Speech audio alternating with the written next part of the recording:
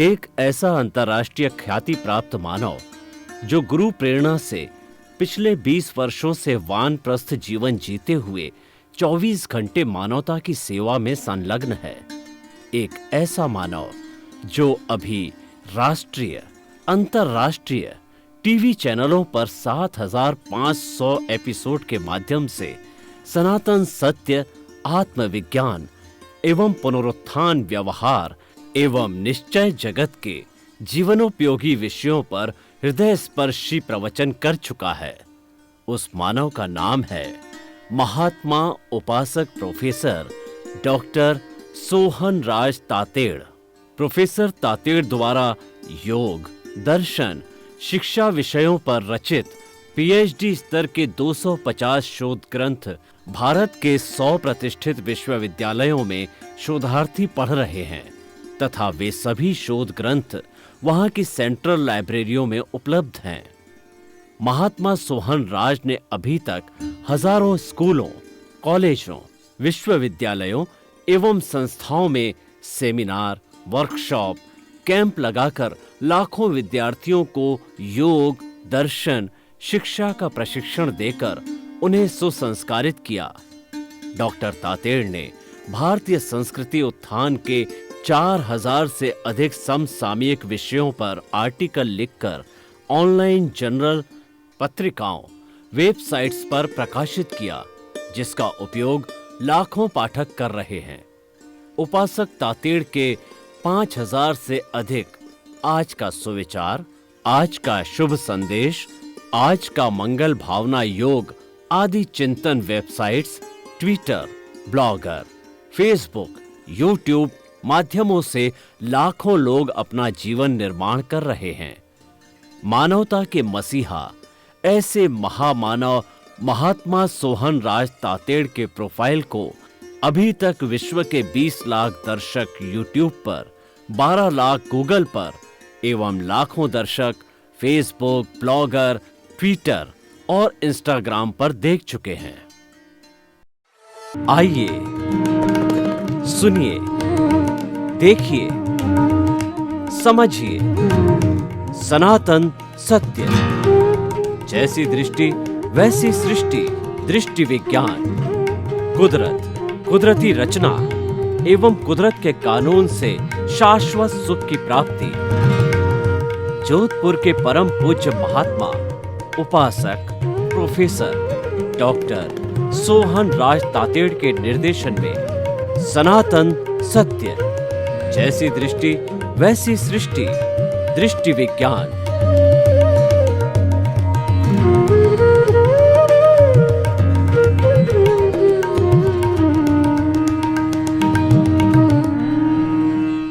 भाई और बहनों, मातृशक्ति को नमन। स्टूडियो में आपका हार्दिक स्वागत है, अभिनंदन, सत्कार है। आत्मविज्ञान, साइंस ऑफ द सोल कार्यक्रम के अंतर्गत हम आपको सही दृष्टि, सही सोच, राइट विजन, राइट थिंकिंग के तहत आपके नकारात्मक सोच को सकारात्मक में बदलते हैं, ताकि कि आप अच्छे इंसान बनो, आपका जीवन सार्थक बने। आपको जो मानव तन प्राप्त हुआ है, इसका आप अधिक से अधिक सदुपयोग करो, आप परोपकार करो, लोगों की भलाई करो, अपने परिवार के लिए अच्छे बनो और सारी दुनिया के लिए आप अच्छे बनो। इसके लिए आत्मविज्ञान कार्यक्रम हमने रखा गया और ये सारा कार्य हम अलग अलग एपिसोड्स के माध्यम से करते हैं।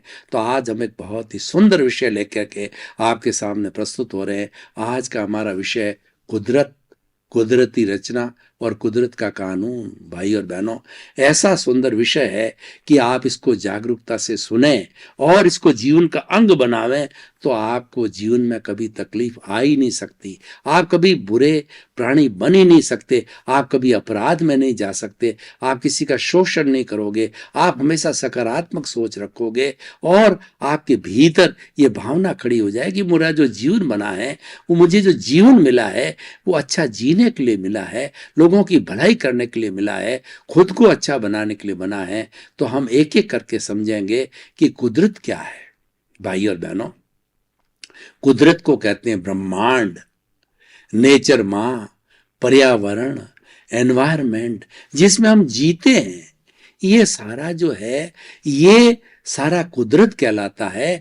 और हम अकेले नहीं जी रहे, 84 लाख जीवा योनि के प्राणी, जो जीवित प्राणी है वही जीता है। और ये सारा ब्रह्मांड जो बना हुआ है वो जीव अजीव दो तत्वों से बना होता है। जीव होता है वो जीता है, इसका मतलब वो कर्मों का भुगतान करता है, और उसके भीतर आत्मा विराजमान होती है, सुख दुख की अनुभूति होती है। चेतना और जड़ में अंतर क्या है कि चेतना को कहते हैं असंख्य चेतनामय, परमाणुओं के पिंड को हम चेतना कहते हैं। और वह चेतना जो है वह सुख दुख की अनुभूति करती है, वो फीलिंग करती है, उसमें ग्रोथ होती है और प्रजनन होता है, अपने जैसा जीव तैयार करती है। 9 कैरेक्टरिस्टिक बताई गई है। विज्ञान ने भी, साइंस ने भी उन 9 कैरेक्टरिस्टिक को अपने हिसाब से जो है बताया गया। दोनों को पास में रखें, आप तुलना करेंगे तो आपको मालूम पड़ेगा कि जो आगमों के अंदर, जो धार्मिक ग्रंथों में जिसको आत्मा कहा गया है, वह विज्ञान कॉन्शियसनेस कहता है, दोनों एक ही बात है। चाहे विज्ञान आत्मा के सहमत हो या ना हो, कॉन्शियसनेस को स्वीकार करता है तो हमारा तो काम बन गया कि वह आत्मा को स्वीकार करता है। तो ये जो है हमारा कुदरत है। इस कुदरत के अंदर 84 लाख बर्थ प्लेसेस है जहां वो अपना जो भुगतान करते हैं कर्मों का। और आत्मा की संख्या तो असंख्य अनंत इन्फिनिटी है। और वो देखिए कितनी बड़ी कुदरत की रचना है कि जितने भी जीवित प्राणी हैं वह भूत में, भविष्य में, वर्तमान में न तो एक प्राणी नया बनता है और न कोई एक प्राणी, एक आत्मा नष्ट होती है, मात्र रूपांतरण होता है। रूपांतरण कैसे होता है कि वो 4 गतियों में भटकते हैं अपने अपने कर्मों के अनुसार, नर गति, तिर्यंज गति, मनुष्य गति और देव गति। जब सारे पूरे कार्बन शरीर कॉजल बॉडी को समाप्त करके जीरो कर देते हैं, तब वो जाकर के मोक्ष में चला जाते हैं, सिद्ध बुद्ध मुक्त हो जाते हैं। तो ये 5 ऐसी अवस्थाएं होती है जहाँ आत्मा जो है वो मोक्ष से रोटेट नहीं करती, 4 में रोटेट करती है, वहां जाके स्थायी हो जाती, फिर वापस इस जो है जन्म मरण के चक्कर में 4 गतियों के अंदर वो आत्मा नहीं आती है। तो ये तो हुई हमारी चेतन की बात। जड़ की बात करें तो जड़ का छोटा से छोटा जो न्यूनतम इकाई है उसको भगवान महावीर ने परमाणु कहा है। भगवान महावीर ने कहा कि परमाणु जड़ का वह हिस्सा है जिसमें वर्ण होता है, गंध होता है, रस होता है, स्पर्श होता है और गलन मिलन धर्मा होता है। वो परमाणु है, इतना सूक्ष्म होता है कि वो किसी भी विज्ञान की तो जो है वो हमारी जो कहना चाहिए जो दूरबीन के क्षेत्र में न तो कभी आया है ना कभी आएगा। और वो नॉन डिविजिबल, उसके टुकड़े नहीं होते, नॉन डेस्ट्रक्टिव, वो कभी समाप्ति होता। वो शुद्ध जो है वो जड़ तत्व है।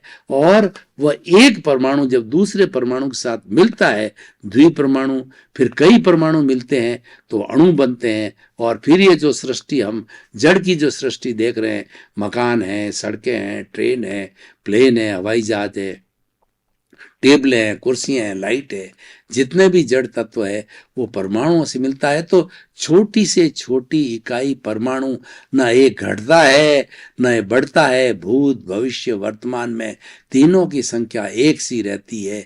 इसका अर्थ क्या हुआ कि सब ये दुनिया रूपांतरण होती है, दुनिया में बदलाव आता है। इसीलिए दुनिया परिवर्तनशील है, हर क्षण हर वस्तु बदलती रहती है, क्योंकि जड़ टूटता रहता है, फिर जुड़ता रहता है। आज अभ्रक है, कल बोडल है, फिर कल जो है सोना बन जाता है, और फिर वो मिट्टी बन जाता है, फिर चांदी बन जाता है। 106 तरह के जो फिजिकल सब्सटेंसेस हमारे जो वैज्ञानिक, भौतिकी वैज्ञानिक बताते हैं, वो सब जो है गलन मिलन धर्मा होते हैं, वो जुड़ते रहते हैं, टूटते रहते, उसी से सारी रंग संरचना होती है। लेकिन जो हमारा चेतन तत्व है वह न कभी जो है वो यौगिक बन जाता है, लेकिन अपना अस्तित्व कभी नहीं खोता। कहने का अर्थ क्या है कि जड़ कभी भी किसी भी परिस्थिति में भूत, भविष्य, वर्तमान में चेतन नहीं हो सकता, और चेतन कभी जड़ नहीं हो सकता है। दोनों का मिश्रण हो सकता है। जैसे ये शरीर है, ये शरीर जड़ है, लेकिन ये आत्मा की हाजिरी से, चेतन तत्व की मौजूद से मिश्र चेतन हो गया। ये वचन से बोलता है, मन से चिंतन करता है, काया से सब कार्य करता है। तो ये क्या है, चेतनवत हो गया, ये मिश्र चेतन हो गया। तो भाई और बहनों, हम आपको बताना चाह रहे थे ये सारा कुदरत है। और कुदरत की रचना की बात करें तो कुदरत है वो पंचभूतात्मक है। हमारी सृष्टि, हमारा ब्रह्मांड कुदरत है। वो पांच भूत कौन से हैं? पृथ्वी, जल, अग्नि, वायु और आकाश। पांच बेसिक एलिमेंट से पूरा जो है ये जड़ और चेतन बना हुआ है। और ये जो चेतन जितने कर्म भुगतता है, वो जिस जैसा जैसा इसका शरीर बनता है, वो पांच भूतों से माँ के पेट में हाजिर होते ही माँ पिता का शुक्राणु और माता का अणु, दोनों अंडज दोनों मिलते हैं, तो दोनों मिलकर के और ये दोनों अपनी अलग अलग आत्माएं होती है, नर और मादा, ये अपना अस्तित्व समाप्त करके और तीसरी आत्मा को भ्रूण के रूप में जन्म देते हैं। एम्ब्रियो, वह भ्रूण जब बड़ा होता है, उसका अगर भ्रूण का पात नहीं किया, गिराया नहीं जाता है, बड़ा होकर के 9 महीने के अंदर वह जो है वो एक बालक बन जाता है, शिशु के रूप में जन्म लेता है, एक नए जो है वो नए प्राणी के रूप में जन्म लेता है। वह पंचभूतात्मक से पोषित हुआ, पूरे जीवन भर पांच भूतों से पोषित होगा। और ये जब पांच भूतों में विलीन हो जाएगा, पृथ्वी पृथ्वी में, जल जल में, अग्नि अग्नि में, वायु वायु में और आकाश में जाकर के विलीन हो जाते हैं। सृष्टि के अंदर कोई एनर्जी नहीं बदलती है, मात्र रूपांतरण होता है। ठोस द्रव में बदलता है, द्रव गैस में बदलती है और गैस वाइब्रेशन से बदलती है। सारी जो सृष्टि जो है ये सृष्टि जो है वह वाइब्रेशंस वाली सृष्टि कहलाती है। तभी कहते हैं एक परिंदा भी जब पर मारता है तो वो वाइब्रेशंस ऊंची नीची होकर के, और जो विज्ञान के विद्यार्थी वो जानते हैं साइनोसोडल वेव्स, कॉस थीटा और साइन थीटा, वेव लेंथ और फ्रीक्वेंसी, उसके अनुरूप जो है ये सारी दुनिया सापेक्ष रूप से चलती रहती है और उस सापेक्ष हमारा जीवन जीते हैं, जिसको कि इसीलिए कहा जाता है मनुष्य एक सामाजिक प्राणी है, वो समाज के बिना नहीं रह सकता। मानव ही नहीं, पशु मात्र भी, कोई भी जीवित प्राणी है, उसको कोई न कोई संरक्षण के लिए चाहिए। तो उस सबका संरक्षण करने वाली ये हमारी सृष्टि माँ है और ये कुदरत की रचना पांच भूतों की है। और कुदरत की रचना का संचालन कैसे होता है, वो मुख्य बात हम बताना चाहते हैं कि जो जड़ तत्व है वो पांच तरह के से संचालित होता है और चेतन एक तत्व है। इन 6 तत्वों से ये कुदरत बनी हुई है। कौन कौन से, मैंने आपको परिभाषा अभी चेतन की दी, जो कि जीवित प्राणी वह चेतन होता है। जितने भी ये हमारे चेतन जीव है, 84 लाख जीवा योनि है, वो चेतन तत्व हो गया। और जड़ तत्व मैंने दिया, ये गलन मिलन धर्मा जो हमारे साधन है जितने भी है, ये सब जड़ है। तो एक तो हो गया चेतन तत्व और जड़ तत्व। ये 2 तत्वों से ब्रह्मांड बना है। और इन 2 तत्वों में से कोई भी मोशन करना चाहे, जैसे जड़ मतलब रेलगाड़ी मोशन करना चाहती है और मैं चेतन तत्व हाथ हिलाना चाहता हूं, तो मोशन देने वाला तत्व जो है वो गति सहायक, जिसको हम मोशन तत्व कहते हैं, ये पूरे ब्रह्मांड में एक द्रव्य के रूप में, पौद्गलिक रूप में, अमूर्त रूप के अंदर वो हाजिर रहता है। मैंने डिमांड किया, हाथ हिलाना की डिमांड करी, तो मुझे जो ये मोशन तत्व मिल गया और मेरा हाथ हिल गया। अगर मोशन तत्व पूरे ब्रह्मांड के अंदर न होता तो हाथ न हिलता, ट्रेन नहीं चलती, फ्लाइट नहीं चलती, व्यक्ति दौड़ नहीं सकता। तो ये सारा मोशन जो हो रहा है, मोशन तत्व की हाजिरी से होता। 3 तत्व। चौथा तत्व ये, कोई ट्रेन भाग रही है, कोई फ्लाइट जो है उड़ रही है, हेलीकॉप्टर उड़ रहा है, मेरा हाथ हिल रहा है, मैं इस हाथ को शांत करना चाहता हूं, तो मैंने डिमांड किया। ये सारे तत्व जो है हमारा गति सहायक और स्थिति सहायक, गति सहायक मोशन तत्व, स्थिति सहायक को हम रेस्ट तत्व कहते हैं। ये उदासीन भाव से रहते हैं, डिमांड करते ही ये हाजिर है, अपने आप नहीं जाते हैं, डिमांड करते ही तुरंत हाजिर हो जाते हैं और उस व्यक्ति को वो स्थिति देते हैं और शांत हो जाता है। और ये चारों तत्व जो है, ये जो हमारा मोशन और रेस्ट और आगे टाइम और जो स्पेस आएगा, चारों जो है एक सिंगल तत्व है, पूरे ब्रह्मांड में मौजूद है, पौद्गलिक है और सर्वव्यापी है। एक जो है सुई की नोक भी इस पूरे कुदरत के अंदर कहीं पे भी ऐसी जगह नहीं है ब्रह्मांड के अंदर जहां पर ये जो है 6 तत्व मौजूद नहीं हो। और सहायक तत्व इसके 4 होते हैं, काम लेने वाले घटक होते हैं, जड़ और चेतन होता है।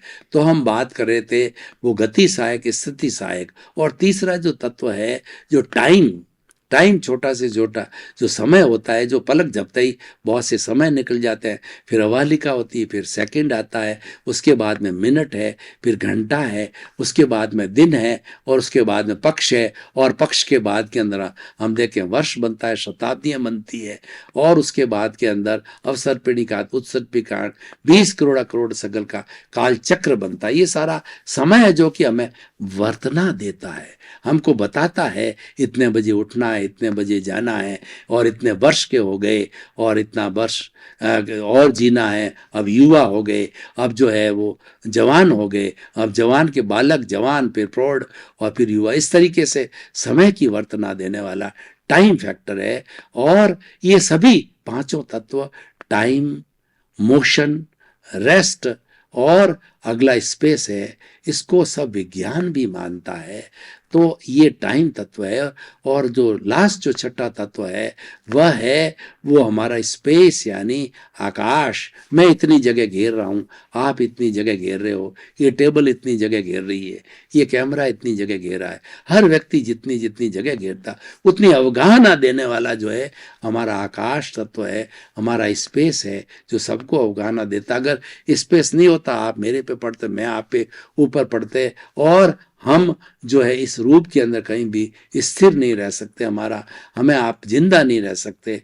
तो इस तरीके से ये जो 6 तत्व है, 5 तत्व जड़ है, ये जड़ तत्व है, और छठा तत्व है ये जड़ तत्व है, इस पर जो है वो कुदरत काम करती है। और छठा चेतन तत्व होता है, ये पुरुषार्थ कर सकता है। ये जो शरीर है, जड़ है, इस पर कुदरत का कानून लागू होता है, और चेतन पे कुदरत का कानून नहीं लागू होता है। मूल अवस्था में जो चेतन होता है वह पुरुषार्थ करता है, वो ज्ञाता है, वो दृष्टा है, वो अपने स्वभाव में रहता है, स्वभाव में रमण करता है, 5 आज्ञा को मानता है, वो संवर की स्थिति में जाता है, वो समता की स्थिति के अंदर जाता है, वो संवर और निर्जरा की स्थिति के अंदर जाता है। तब उसके ऊपर कुदरत जो है वो ये कुदरत कार्य नहीं कर सकती, 5 पे कुदरत करती है। तो इस तरीके से 6 सब्सटेंस से ये कुदरत बनी हुई है, ये कुदरती रचना है। अब हम कुदरत के कानून की बात करते हैं। कुदरत की रचना और कुदरत का कानून ये ऑटोमेटिक है, ये ऑटो मोड पर काम करता है, और इसके लिए ना तो किसी ईश्वर की जरूरत है, न इसके कोई जो है वो कहना चाहिए निर्माण करने वाले की जरूरत है, न तो नियंता की जरूरत है, न सृष्टि की जरूरत है। ये 6 तत्व जो है यही कुदरत के कानून के तहत चलते हैं। हम कुदरत का कानून बताते हैं कि इन सब को जन्म देने वाली ये कुदरत है, कुदरती माँ है, वो हमारी नेचर माँ है, जो 84 लाख जीवा योनियों को जन्म देती है, और असंख्य प्राणियों को जो जन्म स्थान है उन असंख्य कारण का भरण पोषण करती है, और उनको जिंदा रखती है, और मृत्यु पे भी जो है इनका फिर वापस जो है वो तत्व इसके अंदर विलीन हो जाते हैं। यानी पूरा संरक्षण जो है हमारा ये प्रकृति माँ करती है। तो कुदरत का कानून कैसे लागू होता है कि हर चेतना होती है, हर आत्मा होती है, पूर्व जन्म से कॉजेस डाल के आती है, जो चार्ज करके आती है आत्मा। जैसे आपने देखा होगा कि आपकी मोबाइल की बैटरी होती है, वो चार्ज होती रहती, फुल 100% चार्ज होने के बाद में फिर उसका स्विच हटा दिया जाता है, तो धीरे धीरे वो डिस्चार्ज होती है। तो पूर्व जन्म के अंदर जैसे जैसे हमने चिंतन किया, जैसे जैसे हमारे पूर्व जन्म के अंदर हमारा जो हमारी फिल्म चल रही थी, हमारा जो उदय भाव था, हमारा प्रारब्ध का, उस प्रारब्ध से अगर तन्मयाकार हुए हैं तो वो तन्मयाकार होते ही हमारा राग द्वेष पाता, और नए जो चार्ज किए, और जो चार्ज कम किए हैं या ज्यादा किए हैं या नहीं किए हैं, वो आपके भावों पर निर्भर है। अगर तन्मयाकार हो गए आप उदय भाव से, प्रारब्ध भाव से, तो निश्चित रूप से नए भाव पड़ेंगे, नए कॉज बढ़ेंगे, उससे कॉजल बॉडी बनेगी, और वो कर्म बीज बढ़ने से फिर हमारे इस जन्म के अंदर जैसे हमारे जो पीछे से हम जैसे भाव कर्म करके आए थे वो द्रव्य कर्म यहाँ बनते हैं और उसी के अनुसार हमें सुख दुख मिलता है और ये हमारी चेन चलती रहती है। तो मैं क्या कहना चाह रहा था आपको कि ये कुदरत का कानून क्या कहता है कि आप पीछे से जैसे आप लेकर के और अब इसके वश में आ गए, तो अगर आपने किसी को पूर्व जन्म के अंदर आपने किसी को दुख दिया रखा, उदय भाव आपका दुख का खड़ा होगा, तो कुदरत उस व्यक्ति को ला करके जिसका पूर्व जन्म में आपसे लेना देना है उसको सामने खड़ा कर देगी, फिर आपको मारेगा, पीटेगा, आपका पैसा दबाव देगा, आपका बेटा बन के भी आ सकता है, आपको सड़क पर फेंक सकता है, आपको वृद्धाश्रम में डाल सकता है। आपका मेरा बेटा है मुझे वृद्धाश्रम भेज रहा है, क्योंकि पूर्व जन्म में आपका दोनों का ऐसा भी लेन देन होगा। वो लेन देन आपका जो है करता, कोई ऐसा व्यक्ति बलशाली आएगा कि आपको घर से धकेल करके गुंडा बिठा देगा आपके घर में, आपको घुसने नहीं देगा। और ऐसा हो रहा है कि लोग किसी का घर दबा देते हैं, धन दबा देते हैं, किसी को मारते हैं, पीटते हैं, उसका मर्डर करते हैं, उसकी हिंसा करते हैं, आतंकवादी बनते हैं, अपराधी बनते हैं। ये सब कुदरत करवाती है और कुदरत के कानून के तहत होता है। कुदरत तो ये कहती है मेरा काम न्याय करना, मैं तो ऐसा जस्टिस हूं कि कभी न्याय नहीं, जो है वो कुदरती कानून है, वो कभी भी गलत नहीं हो सकता। हमारा जो भौतिक जगत के जितने भी छोटे बड़े न्यायाधीश है, ये जो कार्य करते हैं वो वकीलों की एविडेंस के साक्ष्य के माध्यम से, या जो प्रोसिक्यूटर होता है उसके कन्फेस करने के माध्यम से फैसले देते हैं। इनमें भूल हो सकती है, लेकिन कुदरत के कानून के अंदर भूल नहीं होती। कुदरत का कानून है वो कर्मों पर आधारित होता है और कर्म होता है प्योर मैथमेटिक्स है, उसमें भूल हो ही नहीं सकती। कुदरत के कानून के अंदर कोई भूल नहीं होती है, इसीलिए कुदरत के कानून को कहा जाता है कि हुआ सो न्याय, यानी कुदरत हमेशा न्याय करती है। आप जो है आपके हित में होता है तो मानते हैं, अहित में होता तो नहीं मानते, लेकिन कुदरत का जो कानून है हमेशा मानना चाहिए और वो सच्चा कानून है। वो तो आपका ज्ञान है कि आप उसको बुरे राग द्वेष के रूप के अंदर जोड़ करके तन्मय आकार में होते हैं। सो हुआ सो न्याय कहा जाता है और भुगतता उसकी भूल होती है। आज मुझे कोई भुगता रहा है तो भूल सामने वाले की नहीं है, वो तो बेचारा निमित्त है। पूर्व के जन्म के अंदर मैंने कॉज डाले हैं, उसको भी मैंने वो दुख दिया है, वो इस जन्म के अंदर वो आपस में वापस आकर के वो मेरा हितैषी है, वो तो मुझे एनओसी दे रहा है, मुझे मोक्ष मार्ग के अंदर सहयोगी, मेरा पुराना डेबिट क्रेडिट वो अकाउंट क्लियर कर रहा है और उसमें कुदरत सहयोगी बन रही है। वो तो एक संयोग मात्र है, वो तो एक निमित्त मात्र है जब को भुगता रहा है, और भुगताना का जो माध्यम बनती है वो कुदरत का कानून बनता है। तो ये सारा इस सृष्टि के अंदर जीवित प्राणियों पे कुदरत का कानून लागू होता है और कुदरत का कानून होता है एकदम परफेक्ट होता है, उसके अंदर कोई भी गलती नहीं रह सकती। जैसा आपका उपादान है वैसा निमित्त लाके खड़ा कर देती है, और ये निमित्त और उपादान मिलते हैं तब हिसाब चुकता होता है। अगर अकेला उपादान रहे और निमित्त ना हो तो भुगतान कौन चुकाएगा।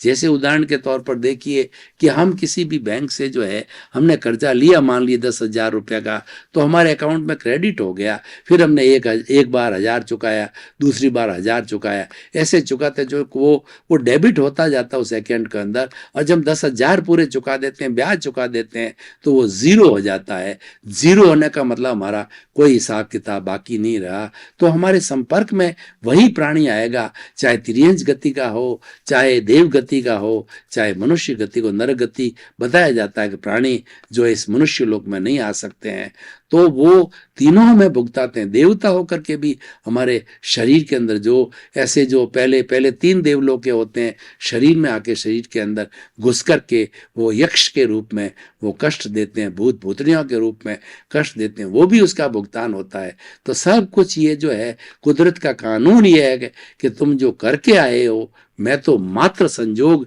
जुटाती हूँ, संजोग दूसरा नहीं जुटा सकता, क्योंकि तुम मेरे ताबे हो, तुम मेरे अधीन आ गए हो, मैंने ही तुम्हें जन्म दिया है। तो ये कुदरत, कुदरती रचना और कुदरत का कानून हम समझे देवें, ये बिल्कुल परफेक्ट है।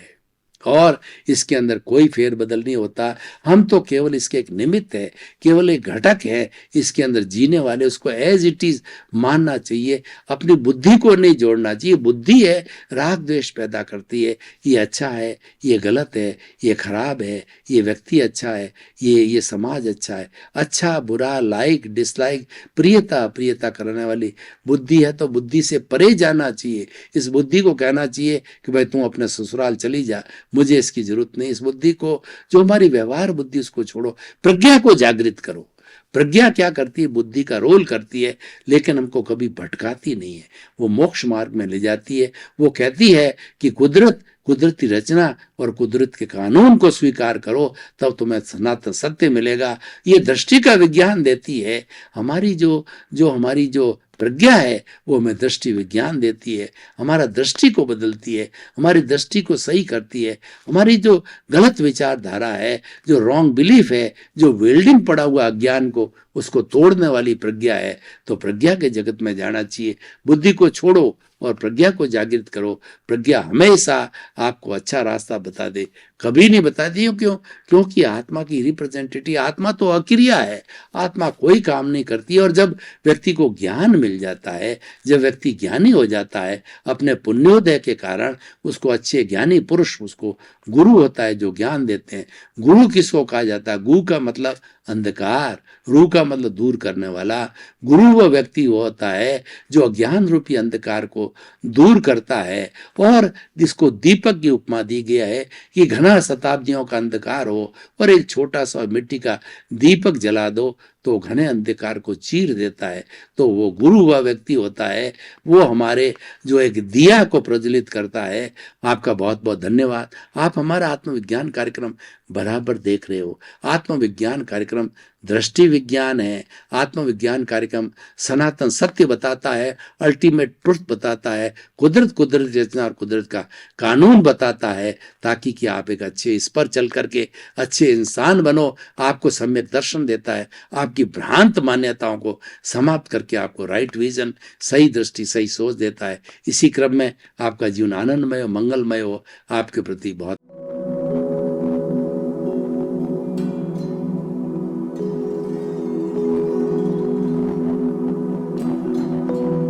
एक ऐसा अंतर्राष्ट्रीय ख्याति प्राप्त मानव जो गुरु प्रेरणा से पिछले 20 वर्षों से वानप्रस्थ जीवन जीते हुए 24 घंटे मानवता की सेवा में संलग्न है।